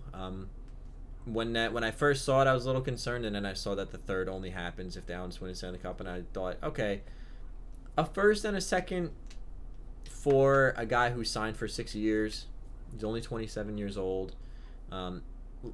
He's scored a couple goals since coming to the Islanders. He's not going to ever be a 40-goal scorer, and I don't think he's ever going to shoot at this percentage ever again. No. But if you can get a 20 to 25 goal scorer, a guy that can play in the bumper position on the power play, he does everything. He's a penalty killer, power play type guy. I think the biggest reason that this trade was made is because this is a very Barry Trotz player. He's not fancy. He's not flashy. He's very utility-wise. He can kill penalties. He can be on the power play. He's just very even-keeled, and he's just a hard worker. I think this is the perfect Barry Trotz type player. But I want to get your opinions on it from an outside perspective, not from a New York Islanders fan. What do you make of this deal? I mean, I think it was a good move. I think he brings something to the table the Islanders didn't have. I mean, he's a little more of a... I mean, you essentially added another 20-goal scorer to your lineup, so now you have, what is essentially 3. You have Brock Nelson, Anders Lee, and J.G. Pageau. So it doesn't exactly solve their problem without having a scoring winger, but it really does add a Swiss Army knife to that lineup who can play in their top 6. He can do it all. He can play wing, he can play center, he can play power play, he can play the penalty kill, he can do it all, and he does it all relatively well. So I think it's a good move. I think the value was a little steep, but again, it was a seller's market, so you had to be willing to give up especially if it was a player that you knew you were going to sign. So they weren't going to, if they felt they knew the Islanders were going to try and sign him, they weren't going to give it to you for cheap. So I think all in all, it's pretty fair. I just don't, I don't hate it. I don't love it either, but I still think it's a good trade. I think it was a solid move. I mean, the Islanders ended up playing the Rangers, and he scored a goal. He scored a goal in the next game after that. I mean, he's been consistent for them. He's a spark plug. He fought Jacob Trouba. He fought Jacob Trouba after what was a questionable hit. Yeah, I think this is, to me, this really feels like a move for next year. Because, I gotta be honest with you guys, the Islanders have fallen out of being a Stanley Cup team for me. They've fallen out of even really being quote-unquote a playoff team. Like, I think, even if they make the playoffs, I don't really consider them a quote-unquote playoff team because a lot of these points are from that streak we had early on in the year, which has really floated us through most of this year. The Islanders have played 500 hockey since January 1st. Right, and it's just...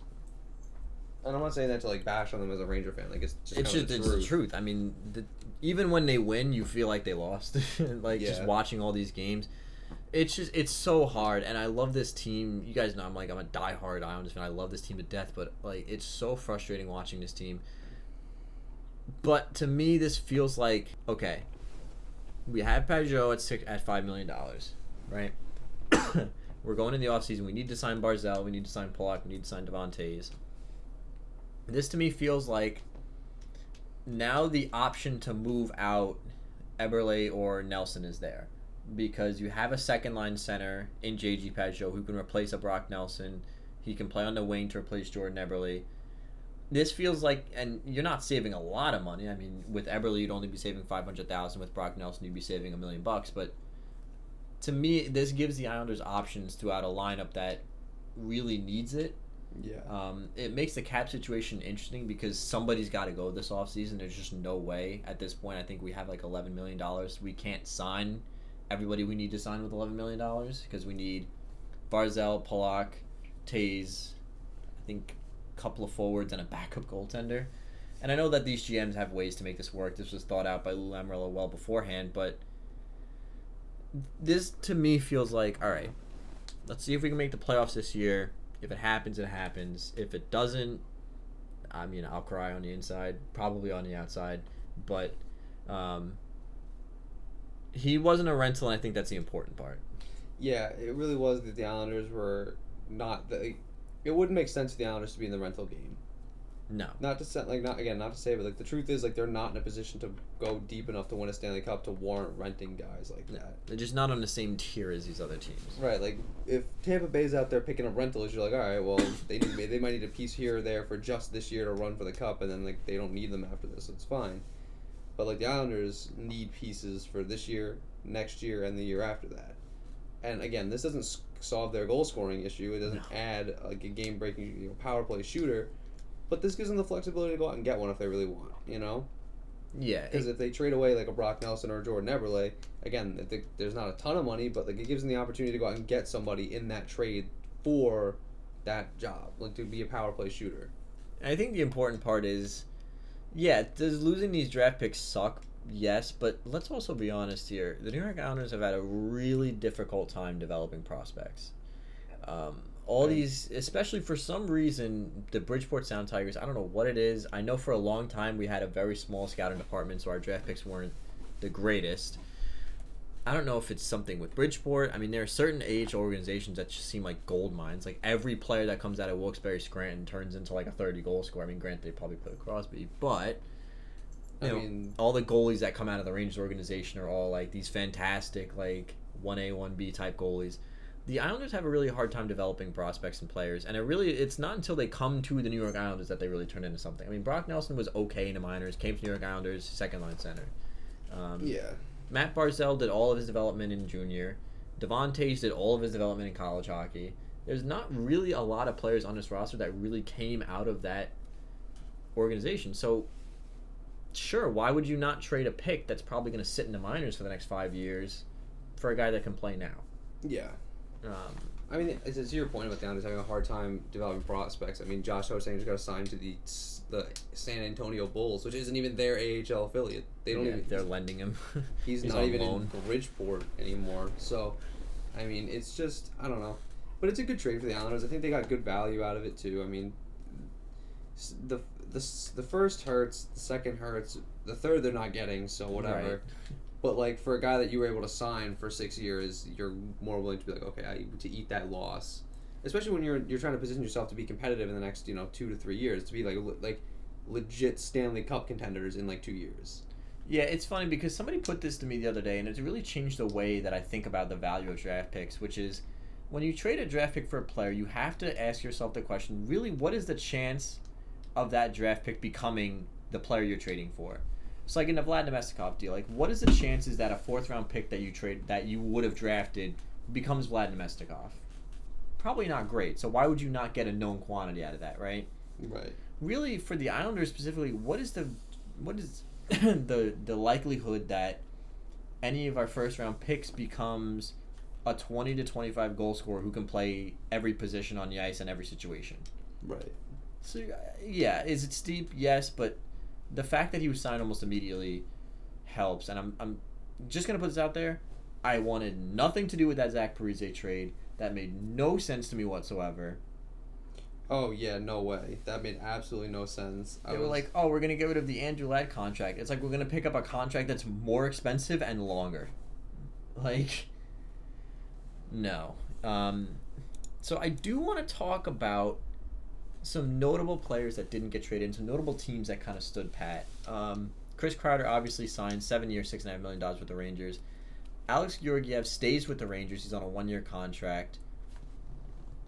The Rangers have played themselves into a position to be vying for a playoff spot, which is exactly what we said they were going to be at the beginning of the year. Right. We said they're going to play important games down the stretch into April.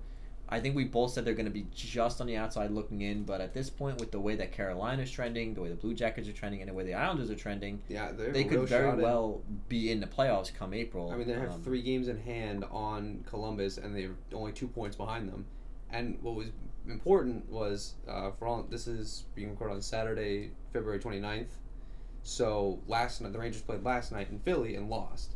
But what's important is Carolina lost and Columbus lost. So the Rangers kept pace with all of those teams.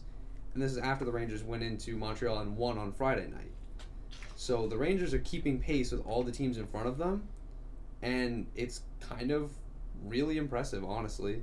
I think, honestly, the Rangers are one of the winners of the trade deadline, and they really didn't do anything, but it's specifically because they kept Kreider, they kept Georgiev, and they got a first out of Brady Shea. The only big negative about the trade deadline was 2 days beforehand, Igor Shesterkin broke his ribs. And the reason that I picked on Georgiev specifically, because we talked about a couple of teams that could have used a goaltender, and the rumor at the beginning of the year was that Georgiev was on his way out. And this is not really a trade deadline topic, but are you in agreement with me that because the Rangers kept Georgiev, and the way that Shesterkin's been playing, the way Georgiev's been playing, he made, I think, 47 saves against the Islanders the other night. I mean, he's just been a steady goaltender for them for a long time. Do you think that Henrik Lundqvist is either going to be traded if he wants to or bought out this offseason? It's kind of what it's looking like, right? Because you can tell he's very unhappy with his position in the organization.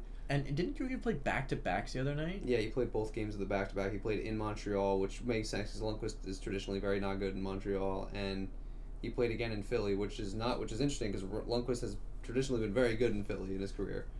And Lundqvist has started, 3 games since January? Like, he's played 3 times, and he's only dressed for a couple of them. And now he's obviously has to dress because Shesterkin's not playing. But, I mean, I don't know. The Henrik Lundqvist era is over. And people are saying it's a disrespectful way of going about it, but it's like we're trying to win. They're trying to win hockey games, and they're putting guys on the ice that deserve the best shot. There's no farewell tour in net. It's not like a forward you can put out there and play on the 4th line, and he goes out there and has his farewell tour. Specifically just because the position that they were in. Say, for example... If we were in the position the Devils were in, Henrik Lundqvist could have his farewell tour. Right. Play Henrik Lundqvist, if you didn't have Georgiev or Shesterkin as backup, say he has, some random backup, right? play him 60 games next season, let him see everyone, fine. But because the Rangers are so close to being, I would argue that they're basically done with the rebuild at this point. I think, because they're so close, and because Georgiev's been so good and Shesterkin's been as advertised, how can you justify starting Henrik Lundqvist at this point? You can't. You really can't. I mean, is he going to probably play a little bit here down the stretch? Yeah, because obviously Georgiev can't play every game going in down the stretch. And Shesterkin's out 2 to 3 weeks. So in the next 3 weeks, Lundqvist will probably get into like maybe 2-3 games here and there. But the reality is Henrik Lundqvist hasn't been very good. He really hasn't this year. I mean, he's not... Yeah.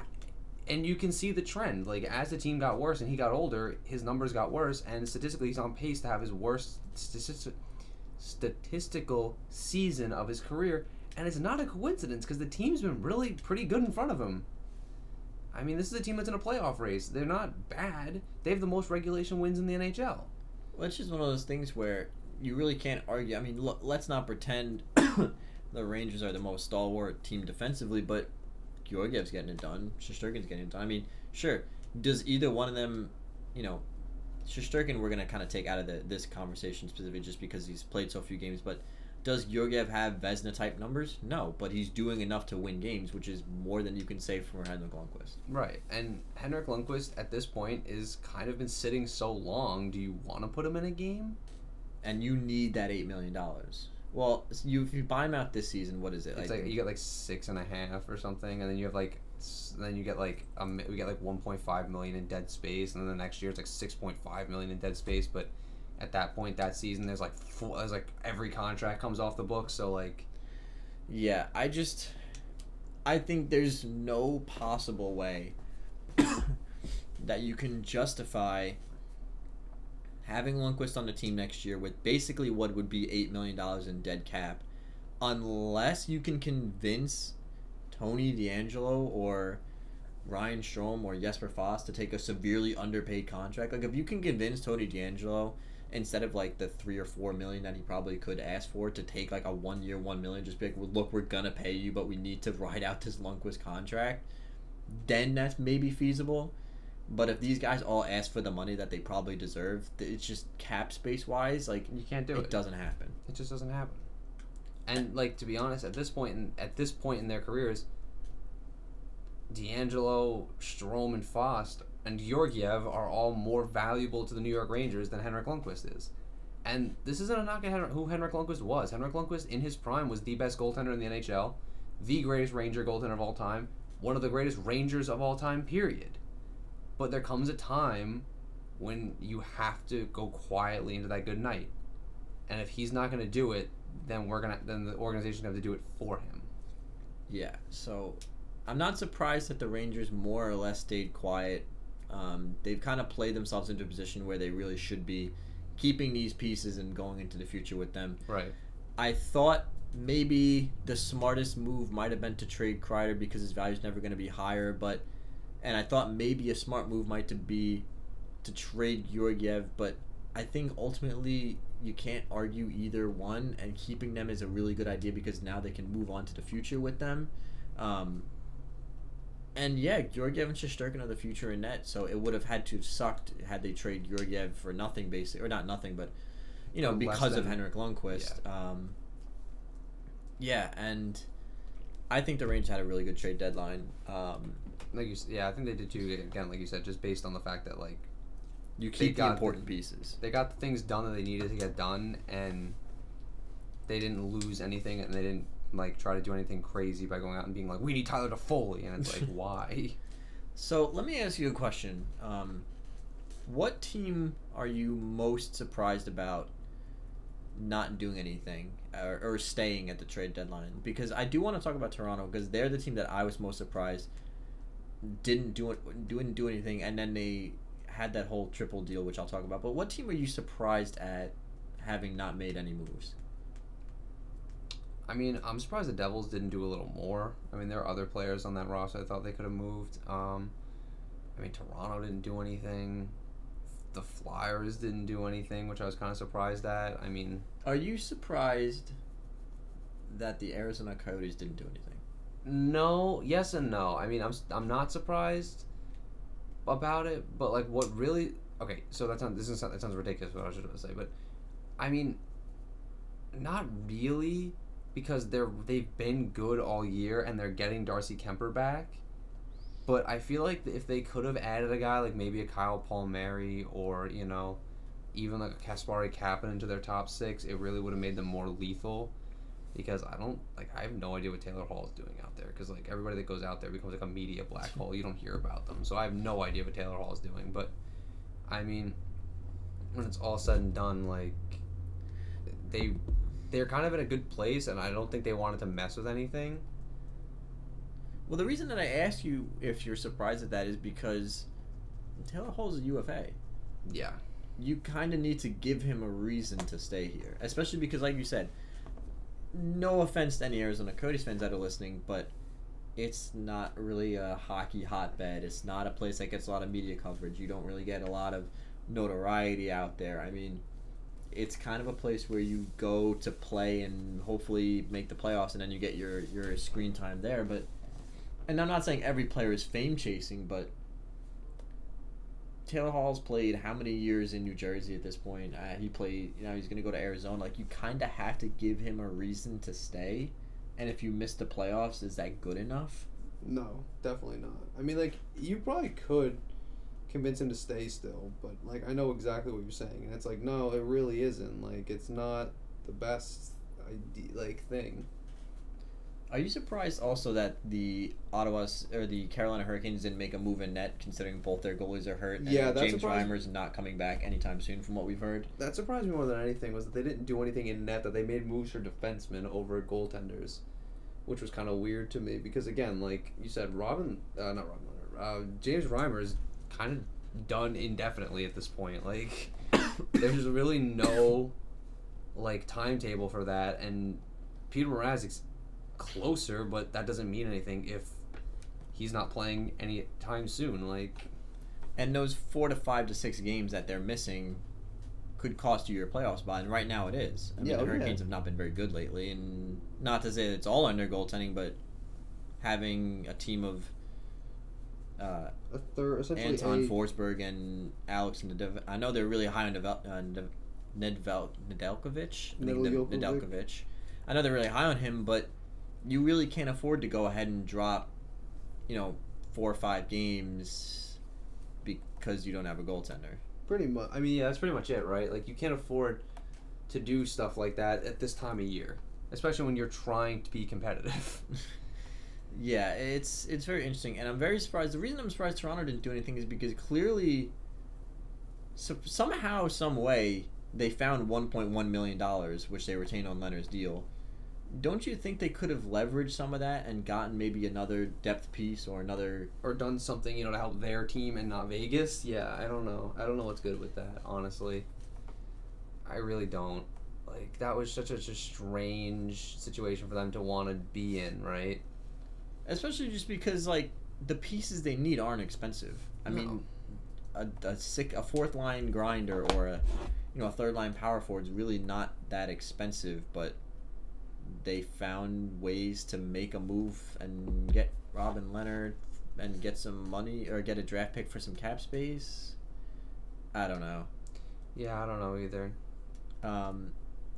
So, I mean, yeah, that's pretty much more or less the big kind of news. I guess I want to end on this. Did any of these moves at the deadline really stand out to you and say, oh, okay, like this team is now in a better place, or maybe move the needle to Stanley Cup contender, or are you still kind of in the same frame of these are the teams that we have and this is what I expect to happen? I mean, like, I think all the Stanley Cup contenders are still the Stanley Cup contenders. I don't think any of that changed. The biggest trade that made the biggest impact to me, honestly, happened before the deadline, and it was Tyler Toffoli to Vancouver, because it pushed Vancouver from bubble playoff team to legit playoff contender. And so there was that. And then, Carolina bolstered themselves, but I'm not buying it right now, considering they're playing with an AHL goaltending tandem, so, like, it didn't really change anything for me about them. Honestly, the biggest change in the trade deadline came with the Florida Panthers and their perception changing for the negative, and the fact that they're not really going to be competitive the way we thought they were going to be. Because deciding to trade Vincent Trocheck when you're in the playoff hunt really doesn't make a whole lot of sense to me, unless you're calling it in, right? Especially if you're not replacing him, you're getting some depth pieces instead of a player that can really replace him on the roster. If they had gone him for I don't know, Tyler Toffoli. Yeah, it'd be like, okay, well, he's not a center, but he can play, so whatever.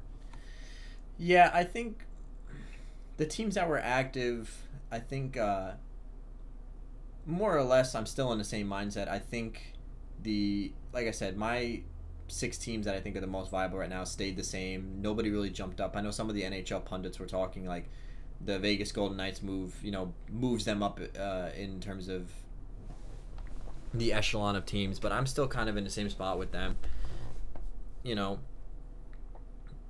I like some of the trades for some of the teams. Like Edmonton needed that scoring on the wing, but they didn't really address the issues on defense or the issues in net. I think the Lightning really made a lot of trades that you're really not going to think about, but that can maybe lead them to that Stanley Cup, because these depth pieces are the guys that help get you through those tough times, and Blake Coleman and Barclay Goodrow. And obviously, like I said, I could go on for 3 or 4 hours about the New York Islanders, believe me, but I think that's the value isn't as bad as what it seems to be, because they're not getting that 3rd round pick. There's no way we're winning Stanley Cup this year. There's just too many good teams, and we're not one of them. And it's a trade for the future. I think if I had to give a grade, I think the biggest winner of the trade deadline had to be the New York Rangers, just because they kept Chris Kreider, they kept Alex Georgiev, and they got a first for Brady Shea. And I think that's really more than you could have asked for. You kept your top-line winger. You kept your future potential starting goaltender, potential 1A, 1B with Shesterkin. I think the Rangers won the trade deadline mostly by their inaction more than their actions. Yeah, I mean, they didn't do anything stupid that would have hurt the team is really the big thing. So, post-trade deadline, we're coming up to the last 20 games of the season. Let's just wrap it up on this. What's your Stanley Cup matchup at this point? At this point? Probably Tampa Bay, St. Louis.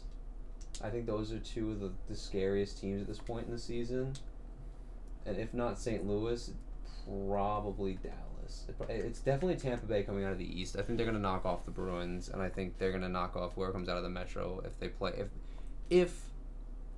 well. If it's like last year and they dumpster it again, then there's whatever. But I think they have the potential to knock off any team they play against. Yeah, I agree. I think my Stanley Cup matchup at this point is I'm still really high on Dallas. I still really love their defense and their whole team. So I'm on Tampa Bay Dallas right now. The reason I'm really confident in saying Tampa Bay this year is because it's a different team. They're not as top heavy as they were last year. They went out and got Blake Coleman, Barclay Goodrow, Pat Maroon. I mean, they also learned how to play in tight checking games early because they struggled. Like, they weren't blowing teams out of the water. And even now, they're not blowing teams out of the water. I mean, they won, 4-3 today? So, I mean, they've been hot, but they're not, exploding teams 6-2. Yeah, they're not, running teams over to, 7-0 or whatever. Like, they're still playing real hockey games. They've just been really good at getting it done and finding wins. I just love their depth. I love the additions of Blake Coleman. I know we were talking about it, and I said, why didn't you Blake Coleman? But now that they've also added Barclay Goodrow, I can see what, not Steve Eisman, he's back in Detroit. I forget the name of their GM. I know what you're talking about. I can see Brisebois, I think it is, something like Julian that. Brisebois. I think so. I can see where his vision was, where he's adding depth to this team. They're deep now. They've got real, meat and potatoes hockey players, those grinders that get you through. Those straight line players, and they still have. I mean, Steven Stamkos got hurt today. Unfortunately, he will be missing at least the first round of the playoffs. His prognosis has put him in. If he's back as soon as they think he could be back, he's missing the first round. If he's back the latest they think he could be back, he's maybe missing the second round. But I mean, that team is still absolutely stacked even without Steven Stamkos, and that's not to take away anything that Steven Stamkos does, but. I mean, that team is still a fantastic hockey team even without him. Yeah, exactly. So, yeah, my matchup right now is Tampa Bay Dallas. I still think my Stanley Cup winner is the Dallas Stars, but would it surprise me to see Tampa Bay win this year? No. No. I think if anything, this might be Tampa Bay's year, just with like the way they're coming in as hot as they are into the playoffs. Yeah, I mean Because they're not coasting. Like last year, they coasted and they didn't have to win those games. This year, they need the points. They're trying to catch the Boston Bruins. Yeah. So they've been playing important games down the stretch, and the reason I think they knock off Boston is Boston's been kind of running a very like kind of hot and cold lately, and the only reason they're still ahead of the Tampa Bay Lightning is because they have 12 overtime losses or whatever they picked up. So it's not like they're actually beating. Their points aren't coming from wins. Those points are all coming from the fact that they managed to not lose in regulation a lot. yeah, for sure. So I think that's it, unless you have. No, I don't have really anything to add. So yeah, we're coming really down to the nitty gritty here of the season, the last 20 games or so for most of these teams, and this is really where we're going to see teams solidify themselves in the playoffs or fall out. I had a lot of fun with this trade deadline in particular. There wasn't a lot of super exciting names going around, but a lot of really important pieces on the move here. There are some trades that we didn't talk about, but I thought they were more minor. But Yeah. just an exciting trade deadline just because of how many trades there were and important pieces on the move here. And yeah, for the next 2 to 3 podcasts, the next 2 to 3 weeks, for the next month, we're just going to start talking playoffs and see where teams are at, and before you know who's real and who's not. before you know it, we'll be in playoffs, and boy, that's going to be a lot of fun this year. So We're talking playoffs. That's literally me with the Islanders right now. I was like, I just want to win a game. It's like, yeah, please. Anyway, so stay tuned. Getting down into the last stretch here of the season. It's going to be really exciting. So stay tuned, and we'll see you guys next time.